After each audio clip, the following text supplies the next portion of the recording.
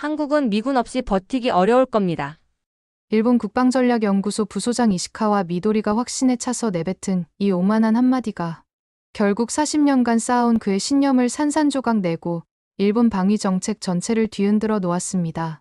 한반도 안보 전문가로 평생을 살아온 62세 엘리트 분석관은 아버지가 한국과의 방산계약 실패로 손실을 입었던 쓰라린 기억 때문에 한국을 무시해왔지만 미국이 주한미군 철수를 압박카드로 사용하자 한국 정부가 떠나셔도 됩니다라고 당당히 맞받아치는 순간을 목격하게 됩니다. K-실드 3.0의 압도적 방어력, 96.8%의 예측 정확도, 그리고 미군 없이도 98.2%의 방어 성공률. 도대체 한국이 언제부터 이런 놀라운 독립 방위 체계를 구축했을까요? 그리고 평생 한국을 얕봤던 일본 전문가가 완전히 굴복하며 고백한 충격적인 진실은 무엇일까요? 지금부터 우리 대한민국에 숨겨진 국방력이 세계를 놀라게 한 이야기가 시작됩니다. 오늘의 충격적인 이야기가 궁금하시다면 끝까지 시청해 주시고 좋아요와 구독 부탁드립니다. 저는 이시카와 미도리입니다. 일본 국방전략연구소 부소장이죠. 올해 62살, 40년 가까이 한반도 안보 문제를 분석해왔습니다. 저희 아버지는 1980년대 일본 방산업계에 계셨어요. 주한미군 감축 논의가 나오자 한국이 일본산 무기체계에 관심을 보였습니다. 아버지는 큰 기대를 품고 투자했지만 협상이 무산됐어요. 미군이 남기로 결정나자 한국은 손바닥 뒤집듯 태도를 바꿨거든요. 한국은 미군 없이는 안 된다. 그때부터 제 머릿속에 박힌 공식이었습니다.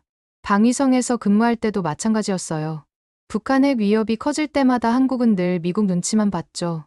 제가 쓴 보고서 제목이 미군 의존적 방위체계의 한계와 일본의 역할 확대 방안이었습니다. 솔직히 말하면 조금 우쭐했어요. 미일 동맹은 상호 보완적이지만 한미 동맹은 일방적 의존 관계라고 봤거든요. 지난달 일본 언론사에서 인터뷰 요청이 왔어요. 미국이 주한미군 철수 가능성을 언급했다는 뉴스 때문이었죠. 만약 주한미군이 철수한다면 한국은 어떻게 될까요? 저는 주저없이 답했습니다. 한국은 혼자서는 버티기 어려울 겁니다. 결국 중국 영향권으로 넘어가거나 북한과의 협상에서 불리한 위치에 설 수밖에 없죠. 당시 제 확신은 흔들림이 없었어요. 40년간 쌓아온 분석이 뒷받침했거든요. 제 연구실 벽에는 한반도 지도가 걸려 있었습니다. 빨간 핀으로 표시된 주한미군 기지들을 볼 때마다 생각했죠.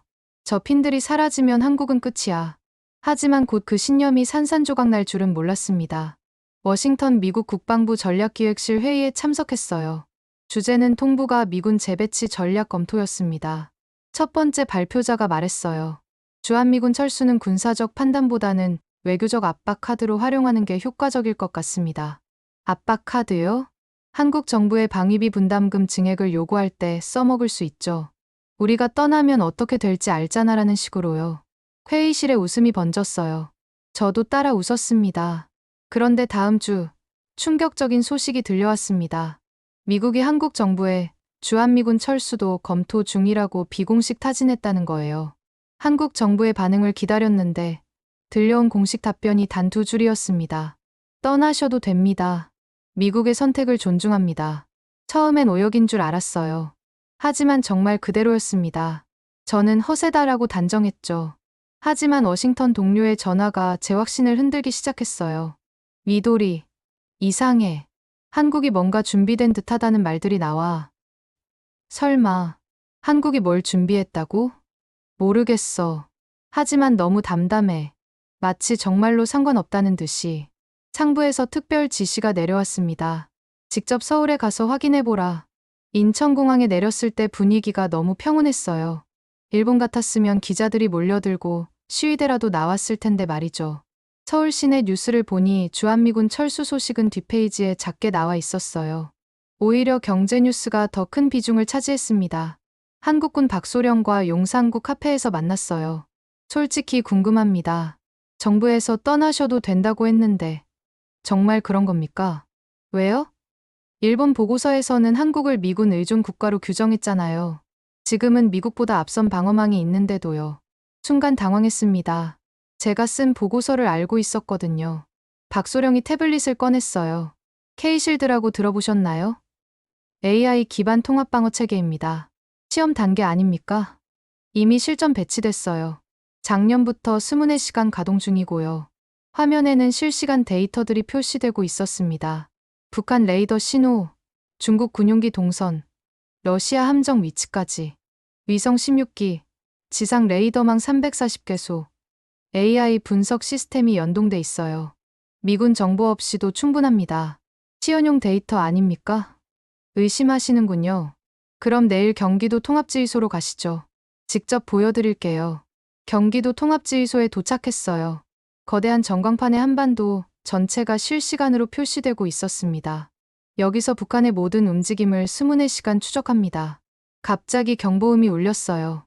자동 요격 시스템 가동됩니다. 38초 만에 요격 완료 메시지가 떴어요. 북한이 보낸 무인기를 자동으로 격추한 실제 상황이었습니다. 미국 무기 의존도는 현재 8.2%입니다. 작년 15%에서 많이 줄었어요. 충격적인 수치였어요. 제가 알던 한국군의 미국 무기 의존도는 40% 이상이었거든요. KF-21은 벌써 2개 비행단에 배치됐어요. 스텔스 성능이 F-35와 거의 비슷합니다. 점심시간에 한 대령이 말했어요. 솔직히 미군 철수하면 오히려 편할 것 같아요. 지금까지는 협의하느라 시간 많이 걸렸거든요.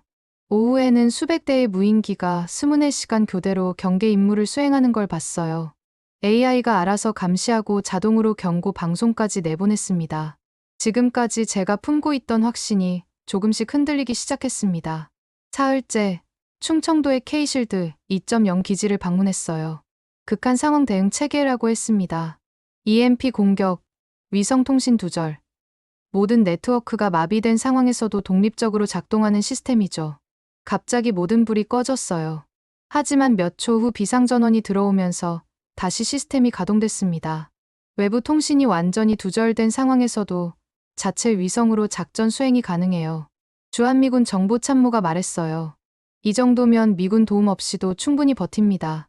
박소령과의 대화가 인상적이었어요. 한국군의 철학이 뭡니까? 우리는 동맹에게 도움받을 준비보다 혼자 버틸 준비부터 합니다. 왜 그런 생각을 하게 됐나요? 6.25 때 미군이 한때 철수를 고려했잖아요. 남에게 의존하면 언젠가는 버림받을 수 있거든요. 그럼 미군과의 동맹은? 동맹은 필요해요.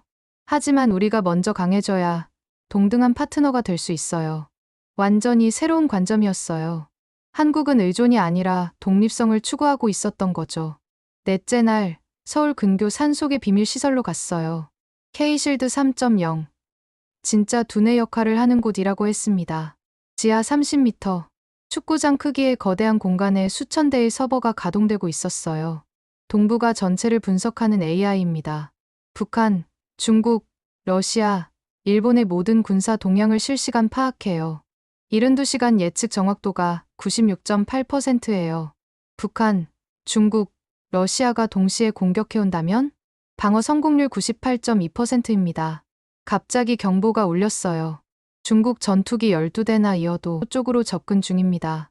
자동 경고 시스템이 가동되고 KF-21 편대가 스크램블 됐어요. 7분 후 중국기들이 퇴각했습니다. 평균 5에서 7분이에요. 중국도 우리 대응 패턴을 알거든요. 북한 핵미사일 발사 시뮬레이션도 봤어요. 발사 5초 후 탐지, 10초 후 궤도 분석, 15초 후 요격 미사일 발사. 성공률 99.7%예요. 일본은 어떻게 평가하고 있나요? 박소령이 웃었어요. 솔직히 일본이 제일 놀라는 것 같아요. 자기들이 앞선다고 생각했는데 실제로는 한국이 훨씬 앞서 있으니까요. 그날 밤 제 신념이 완전히 무너졌습니다. 주한미군 없는 한국은 무방비라는 생각이 완전히 틀렸다는 걸 확신하게 됐거든요. 마지막 날, 한미 고위급 회담을 참관했어요. 미국 측이 먼저 포문을 열었습니다. 주한미군 재배치 문제를 논의하고 싶습니다. 한국 외교부 차관이 차분하게 답했어요. 이미 말씀드렸듯이 미국의 결정을 존중합니다. 정말 그렇게 생각하십니까? 북한 위협이 계속 증가하고 있는데 북한 위협은 저희가 충분히 대응할 수 있습니다. 한국 차관이 USB를 꺼냈어요. 스크린에 나타난 수치들 북한 전면전 시나리오 95.8%, 중국 개입, 시나리오 92.3%, 다중 위협 시나리오 88.7% 방어 성공률. 지난주에 실시했습니다. 미군 지원 없이 말이죠. 회의장이 조용해졌어요. 그럼 정말로 주한미군이 필요 없다는 말씀입니까? 필요 없다는 게 아니라 없어도 된다는 겁니다. 동맹은 의존 관계가 아니라 상호 보완 관계여야 합니다. 미국 측 표정이 경직됐어요. 저는 분노에서 부끄러움으로, 부끄러움에서 존경으로 감정이 변했습니다. 그날 저녁 일본으로 최종 보고했어요. 결론이 뭡니까? 한국은 정말로 미군 없이도 됩니다. 확신합니까? 네. 제가 직접 봤거든요. 이제야 한국이 왜 떠나셔도 됩니다라고 당당하게 말할 수 있었는지 이해됐습니다. 한 달 후 유엔 안보 포럼에서 한국 국방부 장관의 연설을 들었어요. 21세기 안보 패러다임은 바뀌어야 합니다. 더 이상 강대국에 의존하는 안보가 아니라 스스로를 지킬 수 있는 자주 국방이 필요합니다. 한국은 싸우지 않고 이기는 전략을 추구합니다.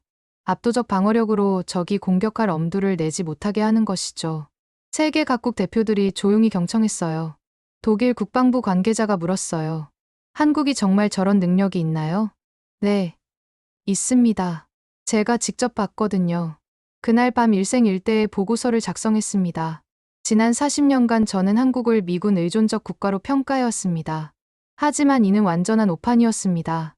한국은 묵묵히 독립적 방위 체계를 구축해왔고, 이제는 세계 최고 수준의 방어 능력을 보유하고 있습니다. 더 중요한 것은 철학의 변화입니다. 한국은 의존에서 자립으로, 보호받는 나라에서 스스로, 지키는 나라로 패러다임을 완전히 바꿨습니다. 이제 우리 일본이 한국에게 배워야 할 때입니다. 지금 제 연구실 벽에는 새로운 지도가 걸려 있어요. 한반도에 파란 핀들이 박혀 있습니다. K실드 기지들의 위치를 표시한 거예요. 그 지도를 볼 때마다 생각합니다. 한국은 이제 정말로 혼자서도 충분한 나라구나. 한국이 떠나셔도 됩니다라고 말할 수 있었던 이유를 이제야 완전히 이해합니다. 그들은 정말로 준비가 돼 있었거든요. 저는 이제 확신을 가지고 말할 수 있습니다. 한국은 주한미군 없는 세상에서도 당당히 살아갈 수 있는 나라라고요. 지금까지 일본 국방전략연구소 부소장의 충격적인 고백을 들어보셨습니다. 한국을 미군 의존국가라고 무시했다가 완전히 뒤바뀐 현실 앞에서 굴복한 이야기 어떠셨나요?